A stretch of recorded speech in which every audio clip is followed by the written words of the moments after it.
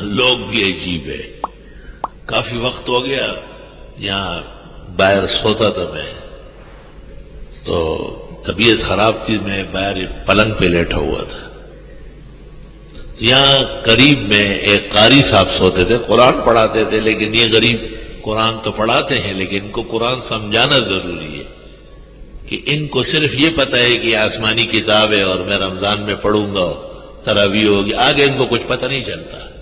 ان کو زیادہ ضرورت ہے کہ قرآن ان کے پاس مضبوط علم کے ساتھ. جب بھی میں طہارت خانے جاتا ہوں یہ اٹھ کے دیکھتا ہے، مجھے بھی بہت غصہ آیا. میں نے کہا صبر کرو، یہ یہاں سے نکلتا کیوں نہیں؟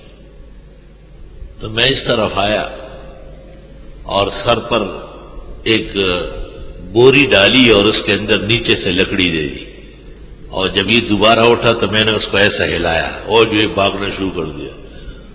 کھلا ہوا کمرہ ہے اور دروازہ نہیں کھل رہا ہے، چیخ رہا ہے کہ مجھے کوئی چیز مار رہی ہے. دیکھو وہم کیا بلا ہے. ایک طالب علم میرے پیچھے ہے کہ ہمارے کمرے میں کوئی چیز مجھے ایسا کرتا ہے.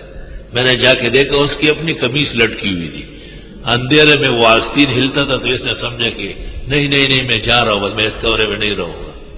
میں نے کہا یہ تو آپ کی قمیص کا آستین ہے. کتنے خوف زدہ ہوتے ہیں آپ. اتنا خوف ایمان کے ساتھ جمع ہے. ایمان تو قوت کا نام ہے، یقین کا نام ہے اللہ رب العزت پر.